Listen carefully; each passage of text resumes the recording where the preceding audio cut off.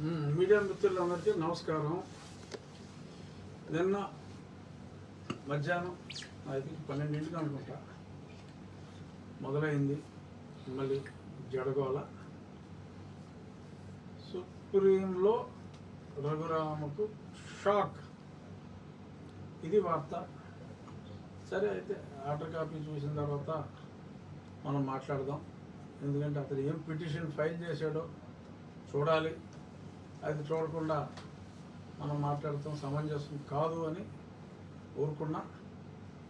అనుకోకుండా నిన్న నేను ఇటు రావటం విమానానికి 2 టైర్లు ఫ్లాట్ అయ్యి ఒక 3 గంటల విమానంలోనే ఉండి ఇంకా సమయం కూడా అయిపోయినందువల్ల నిన్ననే నేను చెప్పవలసిన సమాధానం చెప్పలేకపోయా. పూర్తి అతను ఏం ఫైల్ చేశాడు, శ్రావణ్ కుమారుడు, ఆ డీటెయిల్స్ అన్నీ కూడా తీసుకొచ్చా. నో డౌట్ ఇక్కడ హైకోర్టులో 4 పిటిషన్లు అతను పోయిన తర్వాత మళ్ళీ ఒక కంటెంప్ట్ పిటిషన్ అతను వేసి 6వ తారీఖు మెన్షన్ చేయడం జరిగింది. అది 7, 8 తారీఖుల్లో నెంబర్ అయ్యి వస్తుంది అనుకున్నాం, అది రాలేదు. సో కాబట్టి అతను సుప్రీంకోర్టుకి వెళ్ళటానికైతే నార్మల్గా అవకాశం లేదు, అన్లెస్ కొన్ని నిజాలు దాచేస్తే తప్ప. సరే, ఎంత బుద్ధిహీనుడైనా మరీ సుప్రీంకోర్టుకి అబద్ధాలు ఆడే అంత నీచ స్థాయిలో ఒక లాయర్ ఉంటాడా అనే ఉద్దేశంలో నేను అక్కడ కేవియట్ వేయకపోవడం అనేది డెఫినెట్గా పొరపాటే. ఎన్నో కొన్ని విలువలు ఉంటాయని ఆశించడం పొరపాటు. గోరుతో పోయేదానికి గొడ్డలి చందంగా ఇప్పుడు మళ్ళీ ఒక పిటిషన్ వేయవలసిన ఆవశ్యకత వచ్చింది. అక్కడ జరిగింది ఏమిటంటే, నిన్న 991 అని ఫస్ట్ ఒక రెడ్ పిటిషన్ నెంబర్ అయింది ఏపీ హైకోర్టులో. అది ఎటువంటి స్టే ఇవ్వలేదు, కానీ శ్రావణ కుమారుడు, అతని ఇతర ఛానల్ వ్యక్తులు, అతన్ని ఫాలో అయ్యే కొద్దిమంది వ్యక్తులు స్టే వచ్చేసింది అని చెప్పి పచ్చి అబద్ధాలు ఆడారు. వాళ్ళందరికీ ఆర్డర్ కాపీ చూపెట్టిన తర్వాత కొందరు రియలైజ్ అయ్యారు. సరే, కొందరు అర్థం అయ్యి కూడా కానట్టు నటించారు. అక్కడ ఎటువంటి స్టే లేకుండా ఫస్ట్లో అనుమతులు వచ్చిన తర్వాతే చేస్తామని చెప్పడం జరిగింది. ఈలోపు అతను కంగారుగా ఒక పిల్ వేయటం జరిగింది. అది చీఫ్ జస్టిస్ గారి కోర్టుకు వచ్చింది. ఆ పిల్ ఉండగానే అది నెంబర్ అయ్యే స్థితిలోనే ఒక కంటెంప్ట్ పిటిషన్ కూడా ఉండమట్ల జయంతి అనే పేరు మీద ఒక కంటెంప్ట్ పిటిషన్ కూడా అతను వేయటం జరిగింది. అది హైకోర్టులో పెండింగ్లో ఉంది. ఈలోపు చీఫ్ జస్టిస్ గారి దగ్గర వేసిన పిల్లులో అక్కడ 991 రిట్ పిటిషన్ పెండింగ్లో ఉండగా మళ్ళీ ఈ పిల్లి ఏంటయ్యా మహానుభావ అని చెప్పి డిస్మిస్ చేస్తాను అంటే, అది అందరికీ కూడా ఆ వీడియో కూడా చూశారు. మేడం డిస్పోజ్ మేడం అని అతను జాలిగా అడిగాడు. ఓకే, డిస్పోజ్ అని చెప్పి ఆ చీఫ్ జస్టిస్ గారు ఒక చిరునవ్వు నవ్వు యాక్సెప్ట్ చేయడం జరిగింది. ఇది ఈ వీడియో కూడా అందరూ చూడటం జరిగింది. ఇప్పుడు ఈ శ్రావణ కుమారుడు ఆ పిల్లు మీద అది జరిగిన ఒక 10 రోజులకి 6వ తారీఖు, ఈ నెల 6వ తారీఖు అతను ఫైల్ చేశాడు. మనకి ఎంత విశ్వాసం అంటే మనకు కనీసం నోటీస్ కూడా ఇవ్వాల. వాళ్ళ అడ్వకేట్ ఆన్ రికార్డు అంటే అక్కడికి సేవను ఫైల్ డైరెక్ట్గా ఫైల్ చేయడానికి లేదు. అడ్వకేట్ ఆన్ రికార్డ్ 6వ తారీఖు ఫైల్ చేశాడు. ఇదిగో ఇక్కడ క్లియర్గా చూపాలి. 6వ తారీఖు ఫైల్ చేసి ఏం చెప్పాడు అంటే, చీఫ్ జస్టిస్ గారి బిల్లు మీద అప్పీల్కి వెళ్ళాడు. చీఫ్ జస్టిస్ గారు నన్ను ఆ రిట్ పిటిషన్ ఉండగా ఇక్కడికి ఎందుకు వచ్చామని చెప్పి మెరిట్స్ జోలికి వెళ్లకుండా కొట్టేశారు, అది తప్పు అని దాని మీద 6వ తారీఖు అక్కడ ఫైల్ చేయడం జరిగింది. ఈ 6 వరకు ఏం జరిగింది అనేది అక్కడ మెన్షన్ చేయాల.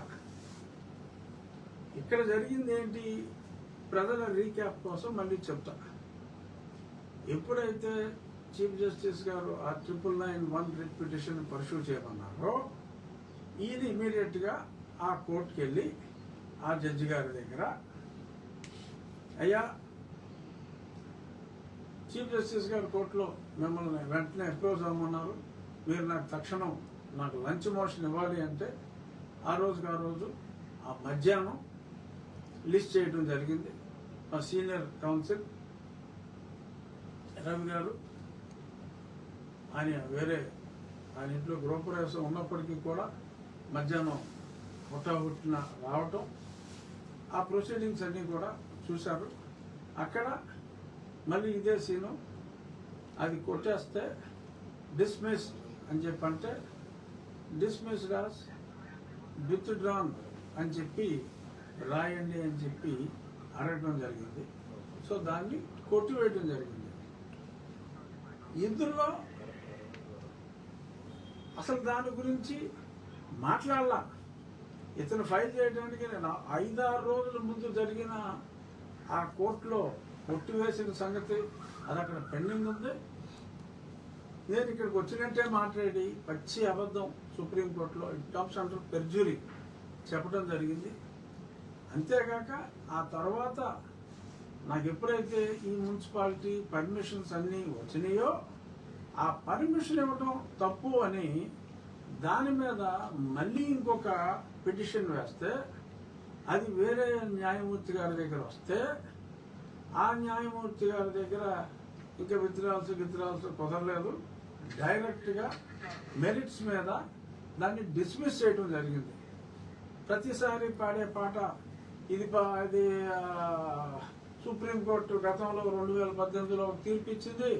ఆ తీర్పు ప్రకారం పబ్లిక్ ప్లేస్లో, ఆ తీర్పు పబ్లిక్ ప్లేసుల్లో అని ఉంటే ప్రభుత్వ స్థలాల్లో అని ఈ మూర్ఖుడు అర్థం చేసుకుని, ప్రతి పబ్లిక్ ప్లేసు ప్రభుత్వ స్థలమే కానీ ప్రతి ప్రభుత్వ స్థలము పబ్లిక్ ప్లేస్ కాదు అన్న మినిమం కామన్ సెన్స్ ఇంగిత జ్ఞానం లేని వ్యక్తుల వలన వచ్చే ఇబ్బందులని దాన్ని హైకోర్టు న్యాయమూర్తి గారు అడ్రస్ చేసి, నీ ప్రేయర్ దీనికి సంబంధం లేదు, యువర్ పిటిషన్ ఈజ్ డిస్మిస్డ్, అది రామాలయం అని చెప్పి అన్ని రెవెన్యూ రికార్డ్స్లో చాలా స్పష్టంగా ఉంది అని చెప్పిన తర్వాత అవేమి సుప్రీంకోర్టులో మెన్షన్ చేయకుండా చీఫ్ జస్టిస్ గారు కొట్టివేసిన బిల్లు మీదే ఇక్కడికి వచ్చినట్టు మిగిలినవన్నీ కూడా దాచి అక్కడికి వెళ్ళటం జరిగింది. ఇది కాక 6వ తారీఖు బెంచ్కి వెళ్ళి అదొక కంటెంప్ట్ నెంబర్ చేయట్లేదు ఈ హైకోర్టు వారు అని చెప్పి అడిగితే, కోర్టు నెంబర్ చేసి లిస్ట్ చేయమని చెప్పటం కూడా జరిగింది. సేమ్ ఇదే కంటెంట్. ఇప్పుడు సుప్రీంకోర్టులో ఏం చెప్పాడో అదే కంటెంట్తో కంటెంప్ట్ ఇప్పుడు అక్కడ వేసింది కూడా అదే. ఆ కంటెంట్తో ఇక్కడ ఏదైతే న్యాయమూర్తి గారు బెంచ్ సెకండ్ కోర్టు లిస్ట్ చేయమందో ఆ వివరాలను కూడా అందులో పొందుపరచకుండా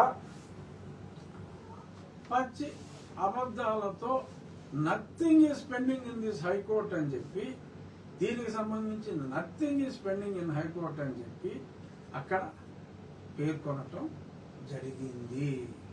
so it is clear perjury అని లీగల్ పరిభాషలో అంటారు. సరే, సుప్రీంకోర్టు ముందు నోటీస్ అన్నారు, ఎవరు వచ్చినా నోటీసు అంటారు. తర్వాత మిలాంటి అక్కడ కన్స్ట్రక్షన్ వేగంగా జరిగిపోతుంది అని అంటే అని ఏదైతే స్టే కోసం అడిగితే స్టే ఇవ్వలేదు, స్టేటస్ కో అని సుప్రీంకోర్టు పేర్కొనడం జరిగింది. 4 వారాల్లో అందరినీ కౌంటర్లు వేయమంటం జరిగింది. సో ఇప్పుడు ఇక్కడ అతను సబ్మిట్ చేసిందే పచ్చి ఫ్రాడ్ కాబట్టి, రాంగ్ స్టేట్మెంట్స్ ఇచ్చారు కాబట్టి నేను సీనియర్ న్యాయవాదుల్ని నియమించి చూద్దాం. 28 నుంచి సెలవులు ఉన్నాయి సుప్రీంకోర్టుకి. సో ఈ సెలవులు వచ్చే లోపు త్వరితగతిన తీసుకొచ్చే ప్రయత్నం చేస్తాం. ఈవెన్ లేకపోయినా నాకు ఒక్క రోజు కూడా ఆ కన్స్ట్రక్షన్ లేట్ అవ్వదు. ఎందుకు అంటే ఎప్పుడో చెప్పా, అది నల్లరాతి శిలతో మనం నిర్మిస్తున్నాం. ఫౌండేషన్లన్నీ ఆల్రెడీ కంప్లీట్ అయిపోయినాయి. ఇప్పుడు అక్కడ చేయటానికి ఏమీ లేదు. నల్ల కృష్ణ శిలలు ప్లాన్ ప్రకారం అవి మైన్ దగ్గరే ఆ ప్లాన్ ప్రకారం అవి తయారవుతాయి. దానికి నాకు 2 నెలల సమయం పడుతుంది. ఆ 2 నెలల సమయం తర్వాత ఎలక్షన్ జరుగుతుంది. ఆ ఎలక్షన్ 4 నెలలు పట్టొచ్చు. సో కాబట్టి దీని వలన నా రాముడికి వచ్చిన ఇబ్బంది ఏమీ లేదు. రామానుగ్రహం ఉంటే ఖచ్చితంగా ఈ నెలాఖరులోపే తేలుతుంది. లేదంటే సెలవుల అనంతరం ఖచ్చితంగా ఏదైతే సుప్రీంకోర్టు పైన మెన్షన్ చేశారో అదే హైకోర్టులో కూలంకషంగా చర్చించి కొట్టివేయడం జరిగింది. కాబట్టి ఎటువంటి ఇబ్బంది లేదు. అన్ని అనుమతులు ఉన్నాయి. అతను ప్లియే రాంగు. ఇక్కడ మాట్లాడని గొంతెనమ్మ గురించి, మళ్ళీ ఈ పిటిషన్లో లేని దాని గురించి కూడా అతను ఆ పిటిషన్లో కొంత ఎక్స్ట్రాగా మాట్లాడటం జరిగింది. That can't be a part of the appeal. అయినా కూడా అది కూడా అతను ఆడింది పచ్చబద్ధం. రెవెన్యూ రికార్డ్స్ అన్నీ 1932 రికార్డ్స్ అన్నీ కూడా చాలా స్పష్టంగా క్లియర్గా కరెంటు బిల్లులతో సహా అన్నీ ఉన్నాయి. అక్కడ ఇచ్చిన కలెక్టర్ గారు ఇచ్చిన క్లియరెన్స్ ఇవేమీ కూడా అక్కడ ఎలక్షన్లో సబ్మిట్ చేయకుండా కేవలం సుప్రీంకోర్టుని తప్పుదోవ పట్టించి ఇంట్రెస్టెడ్ కనెక్టెడ్ పార్టీస్కి నోటీస్ కూడా ఇవ్వకుండా అతను ఆ రకంగా అక్కడ చేయడం జరిగింది. కాబట్టి ఏవి కాల ఏదో కొద్దిమంది క్రైస్తవ సంఘాలు నిన్న నృత్యాలు చేసుకున్నారట. సంతోషం. డ్యాన్స్ చేసుకుంటానికి మరొక ఆపర్చునిటీ శ్రవణ్ కుమార్ గారి ద్వారా వచ్చింది. త్వరలో మళ్ళీ దగ్గరగా ప్రభు అని కానీ ఖచ్చితంగా చెప్పగలిగింది. సైట్లో ఏ పని కోర్టు తీర్పు వచ్చే వరకు జరగదు. రామాలయ నిర్మాణం ఒకరోజు కూడా అనుకున్న షెడ్యూల్కి అవాంతరం జరగదు. ఇక్కడ ఒక మంచి ఏమిటంటే ఎన్నో చర్చిలు, అన్ని దేవాలయాలు కూడా ఉండొచ్చు, పబ్లిక్ స్థలాల్లో అనుమతి లేకుండా, నేను ఇక్కడ అన్ని అనుమతులు తీసుకున్నాను, ఇచ్చిన అనుమతులు తప్ప అంటున్నాడు, అది వేరే విషయం. అనుమతులు లేకుండా కట్టిన చర్చిలు కొల్లలు కొల్లలు ఈ 2 నెలలు, ఒకవేళ ఈ 2 నెలలు ఆలస్యమైనా కూడా సుప్రీంకోర్టులో ఈ 2 నెలల్లో ఖచ్చితంగా నా దృష్టి, నా సన్నిహితుల దృష్టి ఎక్కడెక్కడ రోడ్డు ఆర్ పబ్లిక్ స్థలాలని కొంత మేరకు ప్రైవేటు స్థలం ఉండి బ్యాలెన్స్ అంతా పబ్లిక్ స్థలాల్లోకి తోసుకొచ్చిన చర్చిలు ఉన్నాయో, దేవాలయాలు ఉంటే మీరు చూసుకోండి, చర్చిల సంగతి నేను చూస్తాను, ఏం అనుమానం లేదు. ఖచ్చితంగా నేను చూస్తాను. ఇది ఒక యజ్ఞంగా ఖచ్చితంగా పెట్టుకుంటా. ఎందుకంటే ఆ ఇల్లుకి ఇల్లు ఎంత దూరం, ఈ ఇంటికి ఆ ఇల్లు అంతే దూరం. హిందూ దేవాలయం ఉన్న చోట పునర్నిర్మాణం చేసుకోకూడదా? ఎన్నిసార్లు వేసిందే వేసి ఎన్నిసార్లు ఇసుకించేస్తారు. సహనానికైనా ఒక హద్దు ఉంటుంది, పరమత సహనానికైనా ఒక హద్దు ఉంటుంది. మీరు ఎంత కవ్వించినా మా హిందూ సోదరులకి ఆ పరమత సహనం అనేది అలాగే ఉంటుంది, సహనం అనేది కూడా అలాగే ఉంటుంది. బట్ ప్రతిరోజు పరీక్ష అంటే మరి కొంత అసహనం వచ్చే పరిస్థితి రావచ్చు. సో కాబట్టి సాధ్యమైనంత వరకు మరి పరిధి దాటకుండా ఉంటే మా హిందూ సోదరులందరూ కూడా పరిధిలోనే ఉంటారు. ఇక ఈ మధ్యన మరీ ఎక్కువైంది. తెలుగుదేశం నా పార్టీ, నేనున్న పార్టీ, నా పార్టీగా నేనున్న పార్టీ. మరి దాని మాజీ అధికార ప్రతినిధులు కావచ్చు, మరి కొందరు కావచ్చు, డైరెక్ట్గా కొందరు, ఇండైరెక్ట్గా కొందరిని ఉసిగొల్పి కొందరు నాకు చావు తప్పదు అనే కత్తిల బొమ్మలతో కొందరి అనుచరులు ఇలా రకరకాలుగా కొన్ని క్రైస్తవ సంఘ ప్రతినిధులు చంపేస్తామని ఇలా రకరకాలుగా బెదిరిస్తున్నారు. సరే, అది పోలీసులే చూసుకుంటారు. వాటి గురించి అంతగా పెద్ద ఇబ్బంది పడిపోయేది, బాధపడిపోయేది లేదు. నాకు ఎలాగో సెక్యూరిటీ ఉంది, స్పెషల్ గన్స్ ఉన్నాయి. ఆ సెక్యూరిటీ దగ్గర మీరు ఎలాగే ఉంటే ఆ సెక్యూరిటీ మరి కాస్త పెరుగుతుంది. ఎందుకంటే ప్రభుత్వాన్ని చూస్తూ ఊరుకో కనుక ఆ యాంగిల్లో ఇబ్బంది ఏమీ లేదు. కానీ ప్రతి ఒక్కరూ ఒక్క మాట మాట్లాడుతున్నారు. దానికి కించిత్ అనుమానాలు నాకు వస్తున్నాయి. ఏమిటంటే, నేను మాట్లాడింది ఒక హిందువుగా నా తోటి హిందూ దళిత సోదరులకు దక్కవలసిన లబ్ధి రిజర్వేషన్ల ద్వారా అది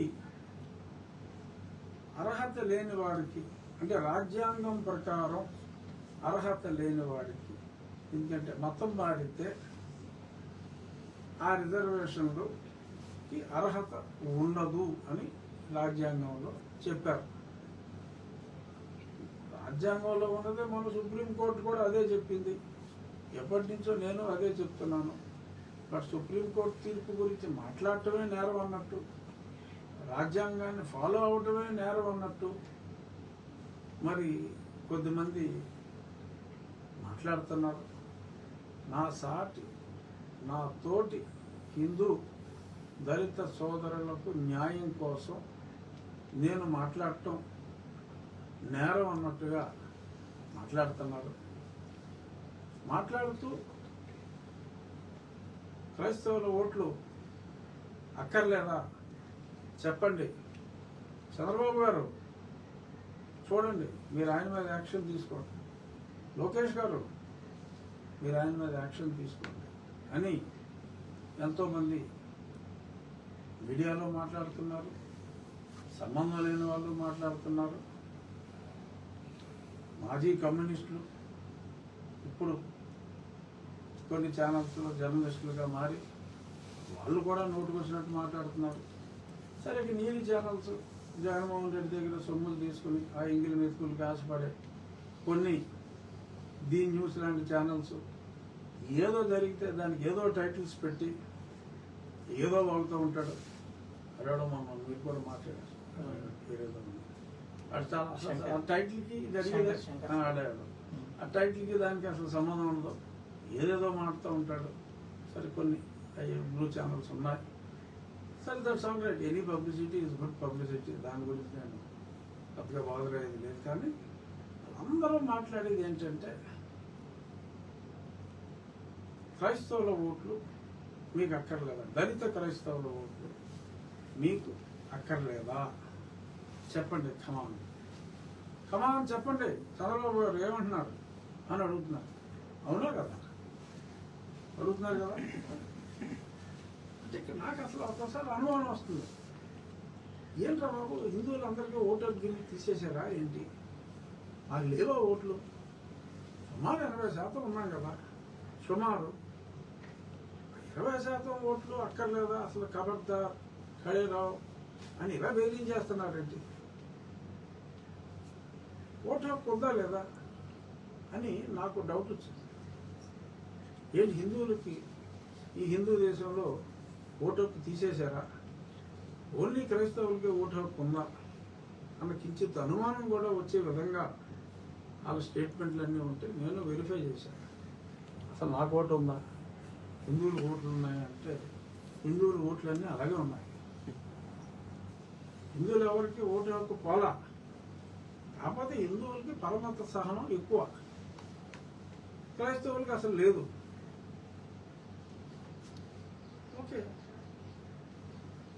క్రైస్తవులకే ఓటేస్తాను అని డిసైడ్ అయిపోయారు అనుకో, హిందువులకి ఓటేస్తారు అని అనుకోవాల్సి వస్తుంది. సో హిందువులకు కూడా ఓటు హక్కు ఉందని వాళ్ళు ఎవరికైతే మా క్రైస్తవుల ఓట్లు అక్కర్లేదా, కమాన్ టెల్ మీ అని ఎవరికైతే వార్నింగ్ ఇస్తున్నారో, రాజ్యాంగం ప్రకారం హిందువులకి, దళిత హిందువులకి దక్కవలసిన ఆ బెనిఫిట్స్ దక్కటం కోసం, అంటే హిందువుల హక్కుల కోసం, దళిత క్రైస్తవుల హక్కుల కోసం వారు పోరాడుతున్నారమ్మా. హిందువుల హక్కుల కోసం నేను అడుగుతున్నా, అంటే రాజ్యాంగంలో ఉంది కాబట్టి, వారంటే నాకు ఎగెన్స్ట్ కాదు, ఉంది కాబట్టి అడుగుతున్నా. మరి వీరి తరపున మరి నేను అడిగితే బాగుంటుందా, ఈ 80% ఓట్లు మీకు అక్కర్లేదా చంద్రబాబు గారు, లోకేష్ గారు అని వాళ్ళు అడుగుతున్నట్టు నేను అడిగితే బాగుంటుందా? 20 కావాలనుకున్నాడు, 80 కావాలిగా. 20 చిన్న నెంబర్ కదమ్మా, 80తో కంపేర్ చేస్తే. ఆ 80కే ఒడిగిపోయేవాళ్ళు 80 కొనకరా, ఆ లాజిక్ ఎందుకు మిస్ అవుతున్నారో నాకు అర్థం కాకలా. వాడండి, కామెంట్ చేసేవాళ్ళు, బెదిరించేవాళ్ళు వాడండి. నేను బెదిరించలేక, పద్ధతి కాదు అది. ఎవరైనా ఓటు ఎందుకు వేస్తారు, మీరు మతం చూసే ఓటు వేయచ్చు, కానీ అలా ఉండదు. హిందువులు కేవలం మతం చూసే ఓటు వేయరు. మీరు అనుకుంటున్నారు కొంతమంది చాదస్తపు క్రైస్తవులు మీరు చంపుతాము అని మాట్లాడేవాళ్ళు, అందరూ కూడా అలా ఉండరు. దళిత క్రైస్తవులు కూడా స్పష్టంగానే ఆలోచిస్తారు, అందరూ మీకులాగా ఉండరు. సరే, రోడ్డు ఎక్కిన వాళ్ళు రోడ్డు ఎక్కుతున్నారు, హక్కుల కోసం పోరాడండి, తప్పులేదు. దళిత క్రైస్తవులకి కూడా క్రిస్టియానిటీలో కులాన్ని ప్రవేశపెట్టాలి అని క్రిస్టియానిటీ మీద పోరాడండి. అలాగే రాజ్యాంగంలో మతం మారినప్పటికీ ఒరిజినల్ కులం ఏదైతే ఉందో ఆ ఒరిజినల్ కులానికి కూడా ఇవ్వండి అని రాజ్యాంగాన్ని మార్చి ప్రయత్నం చేయండి, తప్పులేదు. ఆ దిశగా మీరు పోరాడండి. కానీ ఆ దిశగా మీరు పోరాడే క్రమంలో ఒంటరినైన నన్ను నాకు పడి ఎడుతారేంటి నాకు అర్థం కాదు. సుప్రీంకోర్టు తీర్పు నేను ఇచ్చానా? నేను పుట్టింది 62లో, 50లో వచ్చింది రాజ్యాంగంలో. 1950కి నాకు సంబంధం ఏంటి? సుప్రీంకోర్టు తీర్పుకి నాకు సంబంధం ఏంటి? నన్ను కొట్టుకు తిడతారేంటి వీళ్ళు? రాజ్యాంగం రాసింది అంబేద్కర్ గారు, ఆయన పూజిస్తారు. సుప్రీంకోర్టుని ఎవరో మాట్లాడడానికి లేదు. అసలు అప్పుడు నేను పుట్టేయలేదు, కనీసం అటు పుట్టినప్పుడు ఇన్ఫ్లుయెన్స్ చేశాడు అనడానికి. అసలు నాకు సంబంధం లేని ఇష్యూలో ఒక రాజ్యాంగబద్ధ పదవిలో ఉండి దాన్ని నేను మాట్లాడా.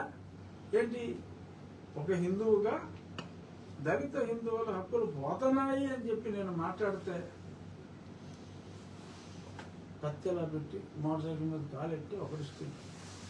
నిన్న ఆడేవాడు, రే నేనేం చేస్తాను, వాళ్ళతో చంపించేస్తా, వీళ్ళతో చంపించేస్తా, నేను ఇంకోటి పెట్టాను. అసలు ఈ చంపటాలేంటి, ఈ చంపించేటాలేంటి, నీకు ఓటు అక్కర్లేదా అని వార్నింగ్లు ఏంటి? అంటే ఒక రఘురామకృష్ణరాజు ఒక రాజ్యాంగంలోని ఒక అంశం గురించి మాట్లాడితే వాళ్ళందరూ తెలుగుదేశానికి ఓటు వేయటం మానేస్తారా? ఏంటి సంబంధం? నేను ఎక్కడ పోటీ చేస్తాను? ఓకే, అయితే ఎమ్మెల్యేకి లేకపోతే ఎంపీకి పోటీ చేస్తాను. ఎక్కడ పోటీ చేస్తానో నాకే తెలియదు. వచ్చేసారి ఎమ్మెల్యేకి చేస్తాను, ఎంపీకి చేస్తాను. ఎంపీకి చేస్తే ఎక్కడ చేస్తాను? ఏది ఆడవాళ్ళకి రిజర్వ్ అవుతుందో మనకు తెలియదు, ఎక్కడ చేస్తామో మనకు తెలియదు. కాబట్టి రిజర్వ్ సీట్లలో నేను పోటీ చేయలేను. రిజర్వ్ సీట్లలో క్రిస్టియన్లు పోటీ చేయలేరు, ఇదివరకు అట్లాగా పట్టుకుంటాము. దాని గురించే కొంతమంది కంగారు పడి ముందు నుంచి తిట్టేస్తున్నారు. అన్ని పార్టీల్లో ముందు నుంచి తిట్టేస్తున్నారు చాలామంది, మంత్రులతో సహా. సరే, దానికి మనం ఏం చేస్తాం? కానీ చట్టం ప్రతి వాడికి తెలిసిపోయింది. ఇప్పుడు ఎవడేస్తాడు మనకేం తెలుసు? ఇప్పుడు నీ పేరు జాకబ్ అనుకో, సరదాగా అనుకో. జాకబ్, నువ్వు రోజు చర్చికి వెళ్తావు. నువ్వు చర్చికి వెళ్తావని చెప్పి వీడికి తెలుసు, రేపు నామినేషన్ చేస్తావు. చేస్తే ఊరుకుంటాడేంటి? ఇదివరకు ఏమో పర్లేదేమో, నీకు అర్హత ఉందేమో అనుకునేవాళ్ళు. ఇప్పుడు అర్హత లేదని తెలిసిపోయింది కదా, ఊరుకుంటారేంటి వీళ్ళు? నువ్వు చర్చికి వెళ్ళిన ఫోటో, మీ తండ్రి జాన్ సమాధి ఫోటో, తల్లి మేరీ ఫోటో, ఏది సమాధి రాళ్ళు అన్నీ పెట్టేసి ఎంఆర్ఓకి ఇచ్చేస్తే గ్యాన్ చేస్తారు కదా, కుదరదు కదా. సో ఆ ఇంటికి ఇల్లు ఎంత దూరం, ఇంటికి ఆ ఇల్లు అంతే దూరం అని చెప్పి మళ్ళీ అదే మాట నేను ఎందుకు రిపీటెడ్గా చెప్తున్నానంటే, ఇంకెళ్ళొద్దు, గోపద్దు. స్వచ్ఛత, ఇల్లు గిల్లించుకోవద్దు, గోపించుకోవద్దు, కలిసి ఉందాం. కో ఎగ్జిస్టెన్స్ ఉండాలి తప్ప అనుమతి గుడికే కావాలి, గుడికి అనుమతి లేకుండా కట్టటము నేరము, చర్చికి అనుమతి అడిగిన ఎడల పాపము. ఈ ఫిలాసఫీ మంచిది కాదు. ఓటు హక్కు క్రైస్తవులకి ఎలా కలదు, హిందువులకు కూడా ఓటు హక్కు కలదు. ఈ కలదన్న సత్యము అన్ని పార్టీలకి తెలియను. సో తెలియదు అని చెప్పి దయచేసి మీరు అనుకోవద్దు. సరిగ్గా నా వరకు అంటారా, ఎస్, నా మీద పడబట్టేయండి, తప్పులేదు. ఇది ఓటు విషయంలో మా పార్టీ ఏం చేసింది అంటే, నేను ఈ పార్టీలో ఉండటమే మా పార్టీ చేసింది. అలాంటి అభిప్రాయం పార్టీలో చాలామంది ఉండి ఉండొచ్చు, అట్లీస్ట్ 80% మంది. కొంతమంది ఇష్టం లేకపోవచ్చు, కొంతమంది క్రైస్తవ సోదరులకి ఇది నచ్చకపోవచ్చు. నచ్చని క్రైస్తవ సోదరులకి నచ్చంది నేను ఈ అందరూ ఓట్లు కోరుకునే వారు కాదు. మా పార్టీ అధినేతలు ఈ అందరూ ఓట్లు కోరుకుంటున్నారు, మిమ్మల్ని ప్రేమిస్తున్నారు. మీరు హిందువుల హక్కులు కాలరాచినా కూడా మీకు మద్దతుగా అసెంబ్లీలో తీర్మానం చేశారు. చంద్రబాబు నాయుడు గారు మీకు మద్దతుగా తీర్మానం చేశారు. జగన్మోహన్ రెడ్డి గారు మీకు మద్దతుగా తీర్మానం చేశారు. ప్రేమించండి, మిమ్మల్ని ప్రేమించేవాళ్ళు ప్రేమించండి. ఎవడో రఘురామకృష్ణరాజు ఆడి కర్మకాలి రాజ్యాంగం చదువుకున్నాడు, రాజ్యాంగబద్ధ పదవిలో మళ్ళీ నాకు ఇచ్చింది కూడా అదే పదవి ఇచ్చారు. రాజ్యాంగానికి కట్టుబడి ఉండాల్సిన పదవి, రాజ్యాంగబద్ధ పదవి నాకు ఇచ్చారు యాదృచ్ఛికం. అందుకని నేను రాజ్యాంగంలో ఉన్నదే మాట్లాడవలసిన కర్మ నాకే పట్టింది, అది నేను మాట్లాడుతున్నాను. సో నాకు ఓటేయటం మానేయండి. మీకు తెలుసు కదా, నేను మొన్న అడగలేదు కదా, అడిగానా? కాలేజీలోకి వెళ్ళి అడిగాను, అడగలేదు కదా, మళ్ళీ అడగను. ఓకే, మీరు మార్చుకోండి, పోరాడి గెలుచుకోండి. మీ పోరాటానికి నేను అర్థం కాదు. అది వచ్చే వరకు ఫాలో అవ్వాలి, అది రూలు అని చెప్పి నేను చెప్తున్నా. దానికి చంపేస్తారా? నేను ఒక్కడే మాట్లాడితే ఏమైపోతుంది? ఎందుకు నన్ను హీరోని చేస్తారు? నేనేం కోరుకోవట్లా. ఎందుకు నా ఒక్కడి మీద ఎందుకు మాట్లాడింది? నేనే అంటున్నారు, అది రాజ్యాంగంలో ఉంది కాబట్టి మాట్లాడుతున్నానని మళ్ళీ చెప్తున్నా. మా పార్టీ పెద్దలు అసెంబ్లీలో రిజల్యూషన్ పాస్ చేశారు, వైఎస్ఆర్ కాంగ్రెస్ పెద్దలు పాస్ చేశారు. మీ 20% ఓట్లు కావాలి కావాలి కావాలి అని వాళ్ళు చెప్పారు. నా ఒక్కడి మీద మీరు కోపం వహించండి, తప్పులేదు. నా మీద కోపం మా పార్టీ మీద చూపెట్టొద్దు, ఏ పార్టీ మీద చూపెట్టొద్దు. అన్ని పార్టీలకి మీ 20% కావాలి. ఓకే, సమానంగా పంచుకోండి, అందరినీ ప్రేమించండి, అందరినీ సమానంగా ప్రేమించండి. శ్రవణ్ కుమార్ గారి పార్టీని సమానంగా ప్రేమించండి, రేపు పెట్టబోయే సునీల్ కుమార్ పార్టీని సమానంగా ప్రేమించండి. ఇంకెవరైనా, ఇంకొక పార్టీ కూడా ఉందిగా, ఇంకొక కుమార్ విజయ్ కుమార్ కూడా ఏదో ప్యాంథర్స్ పార్టీ అని ఉంది, ఆ ప్యాంథర్ పార్టీని కూడా సమానంగా ప్రేమించండి, అందరినీ ప్రేమించండి, నన్ను ఒక్కరినే ద్వేషించండి. No problem. నేను మీకు రాజ్యాంగంలో ఆ మార్పు, మీరు కోరుకుంటున్న మార్పు రావాలి అని కోరుకుంటున్నాను. అది వచ్చే వరకు నేను మిమ్మల్ని ఓటు అడగను. అంటే రఘురామకృష్ణరాజు, నేను మిమ్మల్ని ఓటు అడగను. జీసస్ మీద ప్రామిస్ చేసి చెప్తున్నాను, నేను మిమ్మల్ని ఓటు అడగను. ఎంత వేయండి, I will be two happy. కానీ మీరు నన్ను ద్వేషిస్తున్నారు కనుక, అసలు యేసుక్రీస్తు ఏం చెప్పాడండి? ప్రతి వారిని ప్రేమించుడు అన్నాడు కదా. అసలు మీరేం చూస్తే నన్ను ద్వేషిస్తారు? ఏమో ఇజ్రాయెల్ నీకు తెలుసు కదా, యేసుక్రీస్తు ఏం చెప్పాడు? కాదమ్మా, అందరినీ ప్రేమించమన్నాడా? అందరినీ ప్రేమించమన్నాడు కదా. ప్రేమించండి నన్ను కూడా. పోని ప్రేమించడం, ద్వేషించండి. ఏమన్నా నేను రాజ్యాంగాన్ని పాటించుకున్నాను, అంతే కదా. సరే, జీసస్ టైంలో రాజ్యాంగాలు లేవు. ఒక్క రాజ్యాంగమును పాటించేది వాడిని మటుకు ద్వేషింపుడు అని ఆయన చెప్పడానికి అప్పుడు రాజ్యాంగాలు లేవు. 2000 సంవత్సరాల క్రితం. సరే, ఉంటే ఆయన అనుండేవాడేమో నాకు తెలియదు. ఎనీహో, ప్రేమించకపోయినా పర్వాలా, ద్వేషించినా పర్వాలా, కానీ నన్ను ఒక్కనే ద్వేషించండి. నాకు పార్టీకి లింక్ పెట్టి మిమ్మల్ని ఎంతగానో ప్రేమించే, మిమ్మల్ని అనునిత్యం ప్రేమించే, మీ అభివృద్ధిని కాంక్షించే మా నాయకుడిని మీరు దయచేసి ద్వేషించొద్దు, నాకు దానికి లింక్ పెట్టద్దు. నేనేదో సనాతన ధర్మం నాకు నచ్చింది. సనాతన ధర్మం అంటే ఏంటో కూడా చాలామందికి తెలియదు. ఎటర్నల్, నిత్యమైనది.